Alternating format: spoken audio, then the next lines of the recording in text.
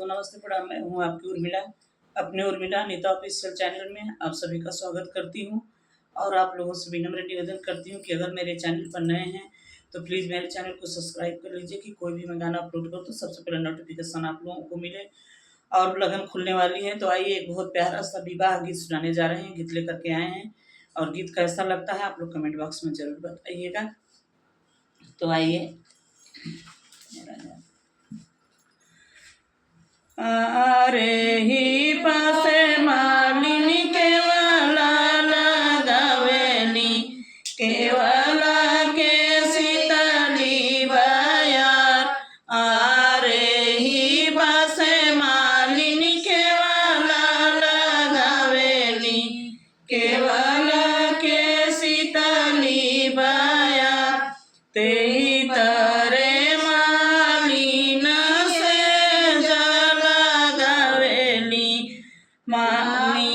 दसुते नियानाचित, तेहि तर मालिन से जल गावेली। निदसोरे नियानाचित, गोड़वा चढ़लया में दुलहे विनय दुलह। ठाड़ बैला ठाड़ बैला केवड़ा जुड़ा छा, सुतली मालिनिया उठी के बैठली। करे लगली सोरा हो सिंगार, करे लगली सोरा हो सिंगार। किया तुअरे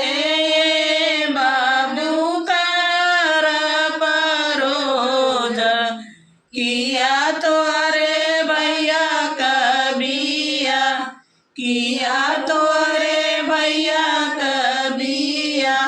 नहीं हमरे मालिन कर परोज, नहीं हमरे भैया कबिया, नहीं हमरे भैया कबिया।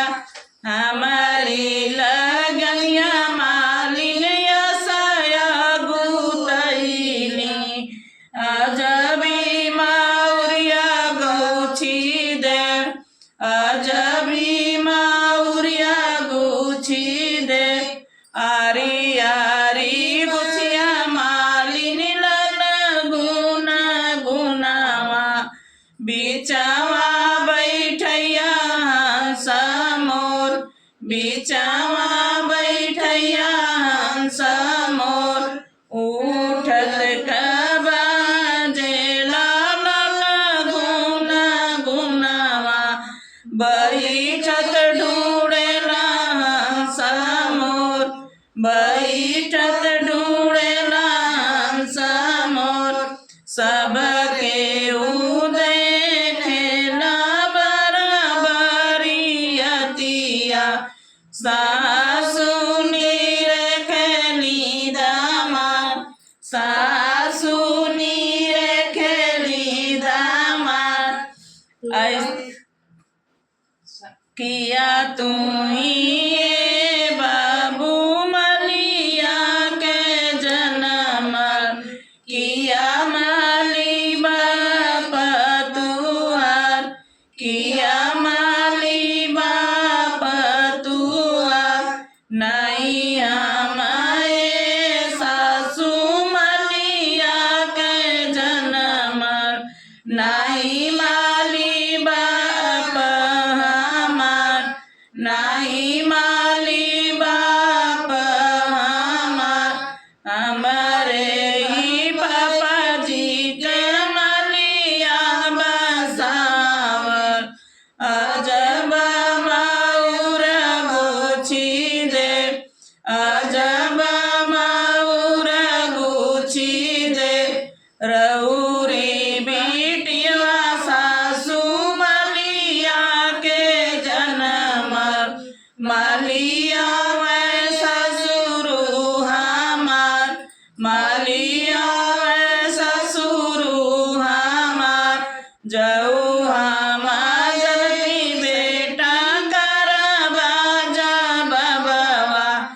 नहीं करती तोरो से सवाल।